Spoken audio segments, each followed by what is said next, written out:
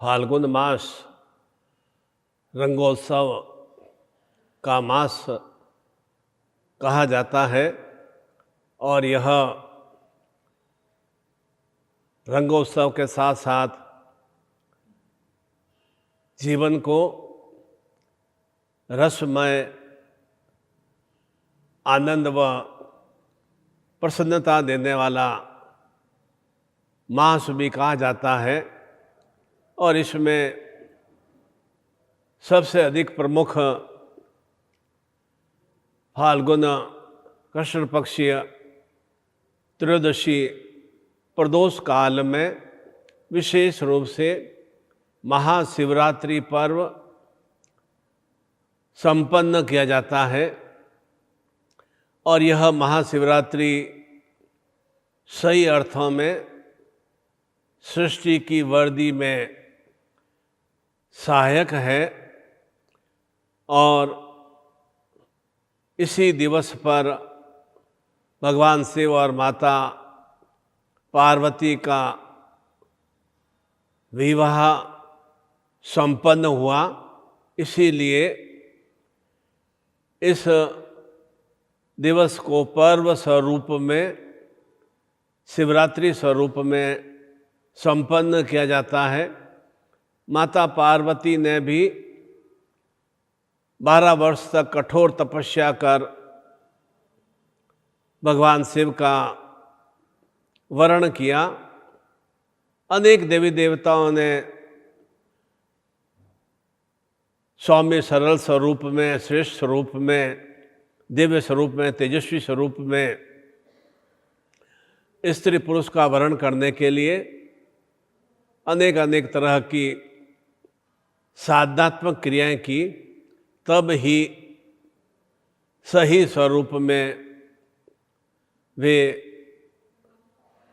चाहे वह भगवान शिव और माता पार्वती स्वरूप हो या विष्णु या लक्ष्मी स्वरूप हो या रुक्मणी या भगवान श्री कृष्ण स्वरूप हो या राधा या श्री कृष्ण स्वरूप हो, ऐसे दिव्यतम देवी देवताओं ने श्रेष्ठतम गृहस्थ जीवन को आत्मसात करने के लिए ही कठिनतम स्वरूप में तपस्या की और उस तपस्या के सुफल के फलस्वरूप ही इन सभी देवी देवताओं की जोड़ी अक्षुण रूप में सृष्टि में विद्यमान है। और जब भगवान शिव कैलाश पर्वत से विवाह के लिए निकले तो उनके साथ अनेक अनेक देवी देवता, किन्नर, राक्षस, पशु पक्षी, जीव जंतु सभी सदल बल के साथ उनकी बारात में जा रहे थे। और जब बारात उस विवाह के लिए पहुंची तो विवाह में एक पाणी ग्रहण क्रिया करने के पूर्व में एक विधि संपन्न की जाती है कि लड़की के जो भी वंशज हैं, कुल हैं, उनका नाम का उच्चारण किया जाता है, जिससे कि उससे ये ज्ञात होता है कि लड़की कैसी सुयोग्य और श्रेष्ठमय है। पार्वती के पिता ने संकल्प के साथ सब कुछ बता दिया, आपने पूर्वजों का नाम उच्चारण किया। जब शिव भगवान का भाव चिंतन आया तो उन्हें पूछा गया कि आप भी अपने कुल वंश और पूर्वजों के नाम का उच्चारण करें। भगवान शिव एकदम मौन स्वरूप में रहे। 5-6 बार पूछने पर भी कोई जवाब नहीं दिया। तब वहाँ भगवान नारद प्रकट हुए और उन्होंने अपने साथ वे एक तारा यंत्र रखते थे, वह टन टन टन की ध्वनि करता था। वैसे ही एक तारा के माध्यम से उन्होंने ध्वनि का गुंजरण किया और कहा कि ध्वनि ही इनकी भगवान शिव की वंशज है और नाद स्वरूप ओम ही इनका कुल है। अर्थात भगवान नारद ने स्पष्ट किया कि भगवान शिव का न तो कोई आदि स्वरूप है और ठीक उसी तरह से इनका कोई अंत स्वरूप है। यह अनादि स्वरूप में इस सृष्टि में प्रकट हुए हैं और इस तरह से क्रिया के बाद पाणिग्रहण संस्कार की विधि विधान स्वरूप चेतना प्रदान की गई और ठीक उसी तरह से इन्हीं के अंश से, भगवान शिव के ही अंश से महाकाली की उत्पत्ति हुई, 10 महाविद्याओं की उत्पत्ति हुई और भगवान शिव का ही तात्पर्य है कि अंत ही प्रारंभ है। अर्थात जहाँ मृत्यु का भाव है, समाप्ति का भाव है, वहाँ ही मृत्युंजय स्थितियाँ निर्मित होती हैं। और वैसे ही काल भैरव भी भगवान शिव का ही प्रतिरूप है और जो नित्य प्रतिदिन शिव की उपासना करते हैं उन्हें एक तरह से भैरव ही कहा जाता है और भैरव भगवान शिव के कोतवाल स्वरूप में, रक्षक स्वरूप में विद्यमान है। और जो शिव की आराधना करते हैं उससे निश्चिंत रूप से मृत्युंजय स्थितियों का विस्तार होता है, यानी किसी भी तरह का डर, भय, अवसाद, डिप्रेशन की समाप्ति होती है और साथ ही साथ क्रूर ग्रहों का जो भी कुप्रभाव होता है वह समाप्त होता है, चाहे वह शनि की दशा हो या राहु की अंतर्दशा हो अथवा काल रूपी स्थितियाँ हो, तो वे सभी इन क्रूर ग्रहों के प्रभाव को, काल रूपी स्थितियों को हरण करने में सहायक है। इसीलिए समय समय पर शिवाभिषेक, रुद्राभिषेक अवश्य ही संपन्न करना चाहिए। जैसा जैसा आपका श्रद्धा भाव हो, आत्मीय भाव हो, उस तरह से अभिषेक की क्रिया संपन्न करनी चाहिए। आप चाहें तो कच्चा दूध और जल मिश्रित से भी आप अभिषेक करें। कहीं कहीं पर गन्ने के रस से भी अभिषेक किया जाता है, कहीं पर शहद से भी अभिषेक किया जाता है, कहीं धतूरा और भांग से भी अभिषेक किया जाता है, आग के पत्तों से भी अभिषेक किया जाता है, पुष्प से भी अभिषेक किया जाता है, बील पत्रों से भी अभिषेक किया जाता है और जो भी ये अष्टगंध हैं उनसे भी अभिषेक संपन्न किया जाता है। तात्पर्य यह कि जिस भाव से हम रुद्राभिषेक की क्रिया संपन्न करते हैं उसी भाव से हमें यह विशेष रूप से उसका सुप्रभाव हमें प्राप्त होता है।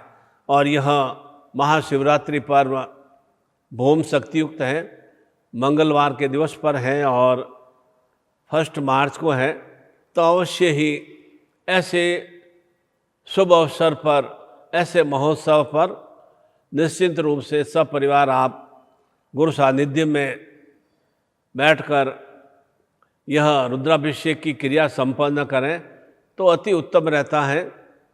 और विशेष रूप से इस दिवस पर अभिषेक करने के साथ साथ वह हम महामृत्युंजय शिवत्व शक्ति दीक्षा, काल भैरव शक्ति दीक्षा अथवा क्रूर ग्रहों के निवारण हेतु वह मृत्युंजय दीक्षा या अखंड सुहाग सौभाग्य गौरी दीक्षा, जो भी आपका भाव चिंतन हो वह आप अपने परिवार के सदस्यों को, पति पत्नी को अवश्य ही दीक्षा से आपूरित करेंगे तो निश्चिंत रूप से यह पर्व सही रूप में हम संपन्न कर पाते हैं। और वैसे यदि आप सामान्य स्वरूप में केवल भाव चिंतन रहते हुए मंदिर में जाकर भी जल चढ़ा देते हैं तो उसी तरह का भाव चिंतन की प्राप्ति होगी। और स्वयं आप को विधि विधान से अपने घर में परिवार के सदस्यों के साथ बैठकर अभिषेक की क्रिया संपन्न करते हैं तो उसी के अनुरूप आपको फल की प्राप्ति होगी। और मानसिक रूप से करते हैं तो मानसिक रूप से ही फल की प्राप्ति होगी। फिर वह सात्विक स्वरूप में, वास्तविक स्वरूप में आप सुफल प्राप्त करना चाहें तो सात्विक स्वरूप में स्वयं को ही क्रिया करनी होती है, वास्तविक स्वरूप में स्वयं को ही क्रिया करनी होती है, तब ही हमें उसका श्रेष्ठ रूप से फल की प्राप्ति होती है। केवल आरती करने से या मंदिर में चले गए और दर्शन कर लिए और भगवान शिव को एक कलश या लोटा भर के हमने जल चढ़ा दिया, तात्पर्य कहने का यही कि आप जिस भाव से अपने इष्ट की, अपने देवी देवताओं की, अपने सद्गुरु की पूजा करते हैं उसी भाव से आपको फल की प्राप्ति होती है। और कहा जाता है कि शिवलिंग शिव का ही प्रतीक है। यह तो हमने एक कुछ वल्गर डैंस के रूप में या कुछ एक निर्थक स्वरूप में हमने एक लिंग को एक अलग तरह से जनेंद्रिय मान लिया गया है, परंतु वास्तव में शिवलिंग का तात्पर्य शिव स्वरूप है और योनि का तात्पर्य जन्म लेना। पशु योनि, पक्षी की योनि, असुर योनि, राक्षसी योनि, जीव जंतु की योनि, मनुष्य योनि, यह योनि का भाव चिंतन है। और इसी तरह से इस लिंग और योनि के मिलन से ही सृष्टि में वृद्धि होती है। और जिस तरह से आकाश शून्य स्वरूप में है और ब्रह्मांड अनंत स्वरूप में है और शिव निराकार स्वरूप में है, अर्थात इनका कोई आकार नहीं है। और वास्तव में ठीक इन्हीं के युग्म स्वरूप से ही शिवलिंग का निर्माण हुआ और जो कि ब्रह्मांड स्वरूप में शिव का प्रतीक है। यह ब्रह्मांड ही शिव का स्वरूप है और इस ब्रह्मांड में पदार्थ व ऊर्जा अवस्थित है।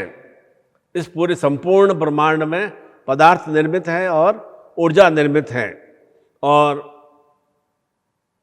इस ब्रह्मांड में जो भी जीव जंतु, पशु पक्षी, असुर, मनुष्य, पेड़ पौधे सब इस ऊर्जा से ही निर्मित होते हैं।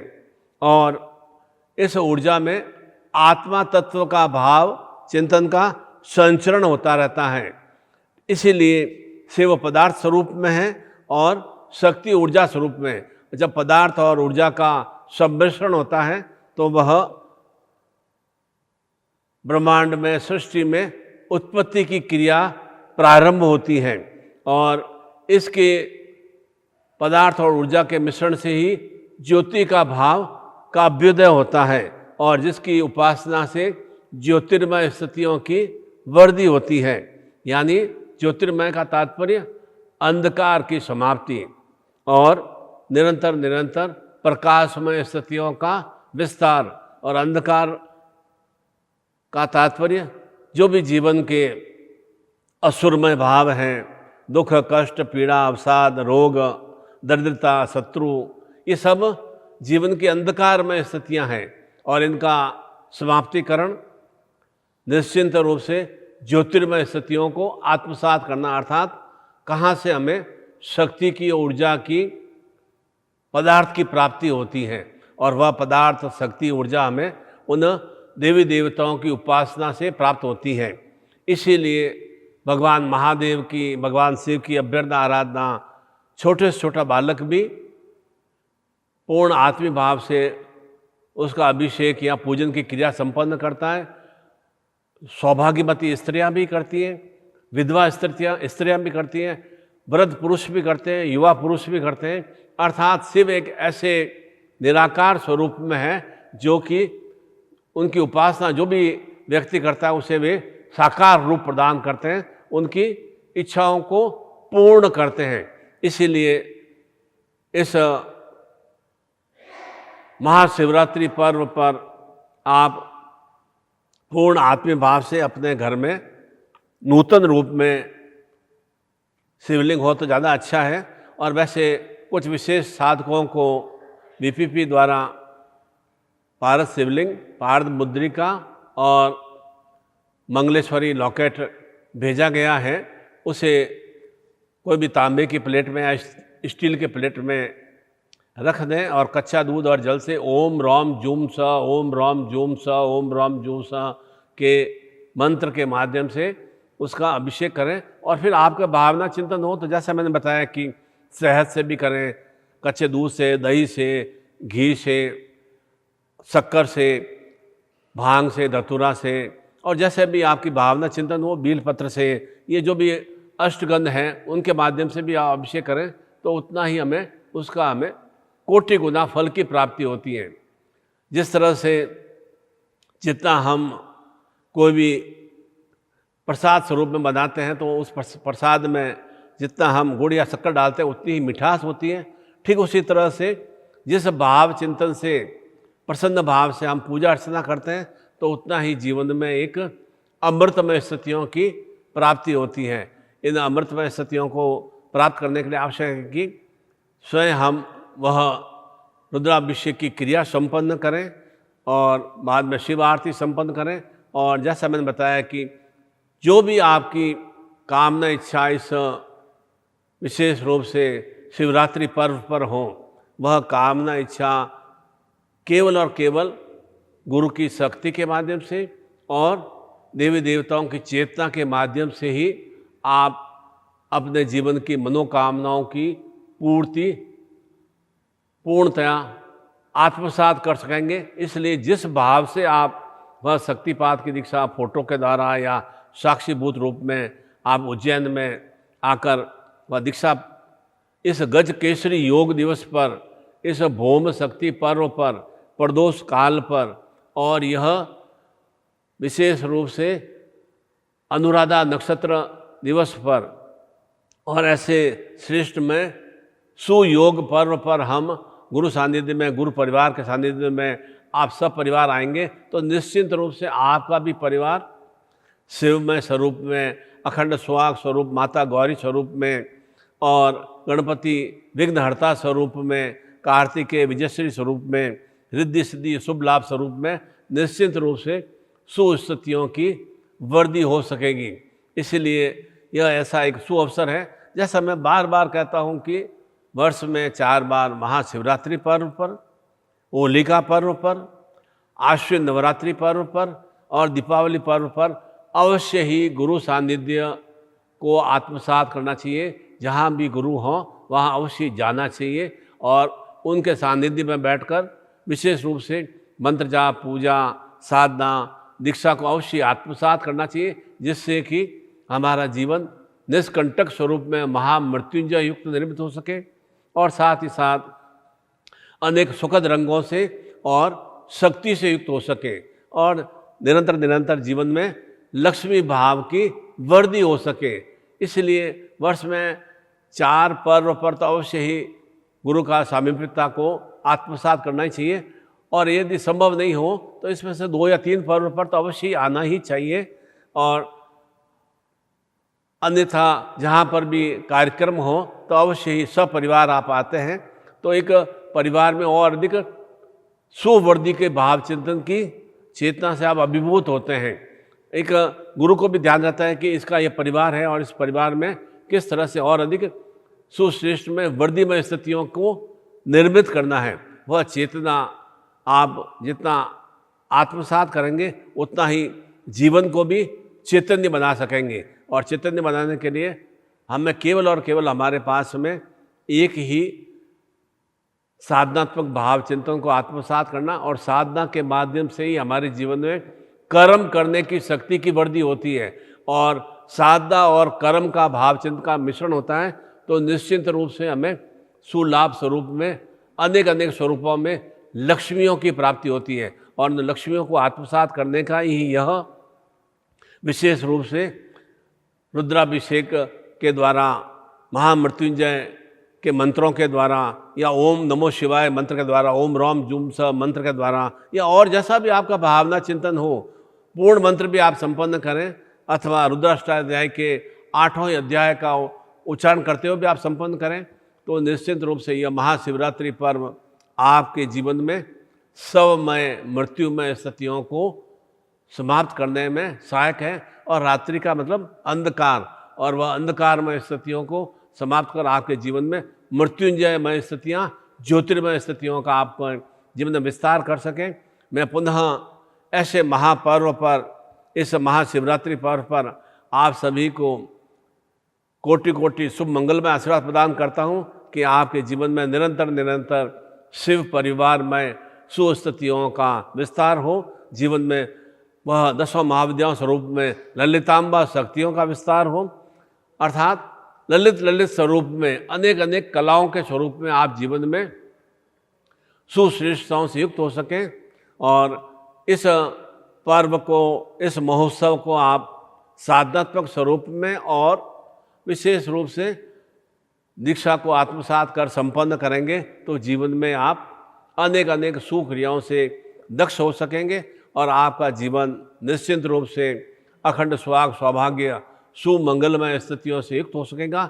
ऐसी मैं पूर्ण विधि विधान स्वरूप उज्जैन में 28 फरवरी और 1 मार्च को विशेष रूप से जैसा जैसा आपको साधनात्मक पैकेट भेजा गया है, वह पारद मुद्रिका, पारद शिवलिंग और मंगलेश्वर वह लॉकेट के माध्यम से प्रत्येक साधक को व्यक्तिगत रूप से वह अभिषेक की क्रिया संपन्न की जाएगी। और साथ में विशेष रूप से जैसा जैसा आपका भावना चिंतन हो तो वह मृत्यु रूपी कुस्थितियों के निवारण के लिए मृत्युंजय युक्त सुसाधना और सुदीक्षाओं से युक्त किया जाएगा।